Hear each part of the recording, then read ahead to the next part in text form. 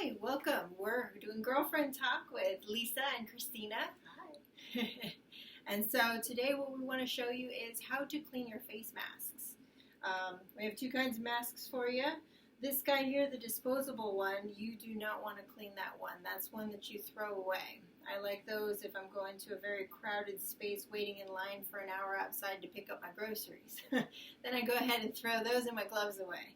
This guy is the one I like when I go to more local places. It's made of fabric, nice elastic on the side, and it's easy to clean. So what we're going to do, we have 4 cups of water in here. I'm going to finish and put the final 4th cup in. All right, nice clear water. And what I have for detergent is Drift. It's the baby detergent. You can use the Active 2 or you can use, there's a family-friendly one that works well.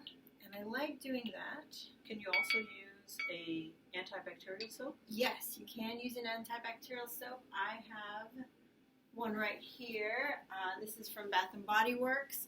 I like to use that because it has a nice smell, and if you want, you can put like, a little half a pump in there, just get a little extra cleaning. And then I like to use a brush. So, put that in here. You want to do it and talk? Sure. All right.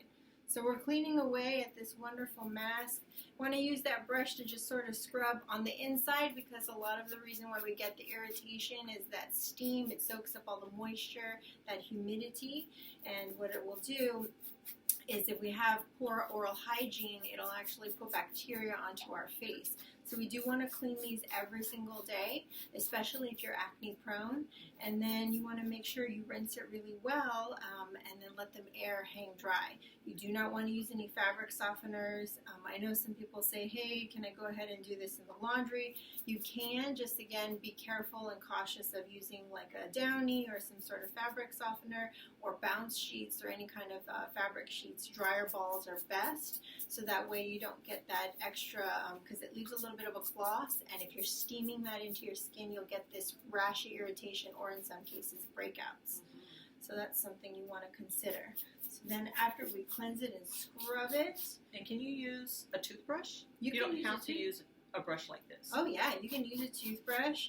That would be great. Sometimes you have like the little sink brushes, the round ones. You can do that as well. And what's nice too on some of the brushes now, the toothbrushes, they have a little agitator on the back where, in areas where you have your threads, maybe you can just kind of like rub it a little bit and not tear your fabric, I guess. That's a great idea. No, I love that.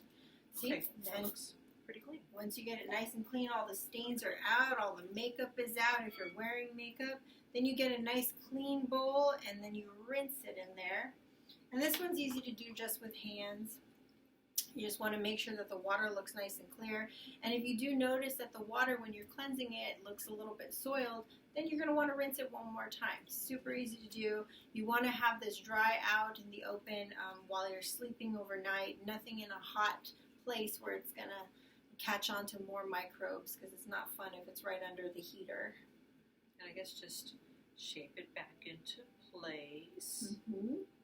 And then there you have it. There you go. And then you all just nice hang and it. clean. Yeah. Well, we hope you enjoyed this video. Hope it'll help you to clean your face masks and keep you more acne free from getting breakouts on your face. All right. Bye-bye. Bye.